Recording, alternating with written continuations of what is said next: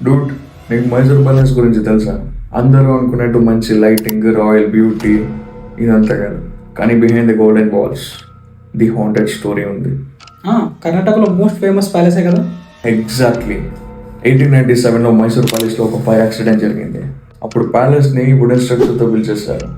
ఆ రోజు రాత్రి ఫైర్స్ అంతా ఎక్స్పాండ్ అయ్యి లోపల చాలా మంది వర్కర్స్ అండ్ గార్డ్స్ చనిపోయారు. That's horrible dude. ఆ తర్వాత ఆ ప్యాలెస్ని మళ్ళీ రీబిల్డ్ చేశారు. ఇప్పుడు మనం ప్రజెంట్ చూస్తున్న మైసూర్ ప్యాలెస్ ఇదే. కానీ అక్కడి లోకల్స్ చెప్తారు ఇంకా ఆ మంటలో కలిసిపోయిన జనాల ఆత్మలు ఆ ప్యాలెస్ వదలలేదు అని. అసలు అక్కడ ఏం జరుగుతుంది డ్యూడ్? అక్కడి గార్డ్స్ కూడా చెప్తారు అర్ధరాత్రి అడుగుల చెప్పుడు వినిపిస్తుంది, ఇంకా కారిడార్లో ఆటోమేటిక్గా లైట్స్ ఆన్ అండ్ ఆఫ్ అవుతాయని.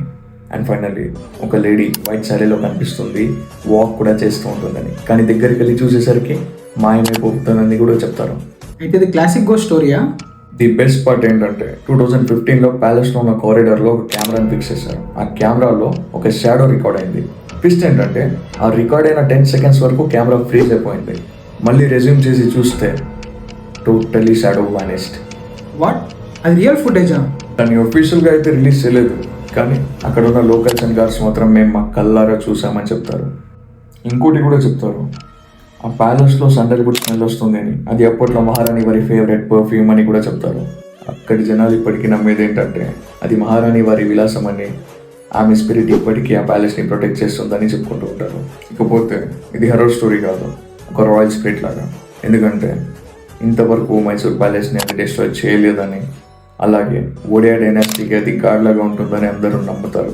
1897లో మైసూర్ ప్యాలెస్లో జరిగిన ఫైర్ యాక్సిడెంట్ గురించి ఏదో హిస్టారికల్స్ రికార్డ్స్లో మిగిలిపోయింది. అండ్ అలాగే సమ్టైమ్స్ టూరిస్ట్ కూడా ఆ శాండల్వుడ్ స్మెల్ని ఎక్స్పీరియన్స్ చేశామని చెప్తారు. సో అలాంటి ఎక్స్పీరియన్స్ ఏదైనా మీకు జరిగితే కమెంట్ చేయండి.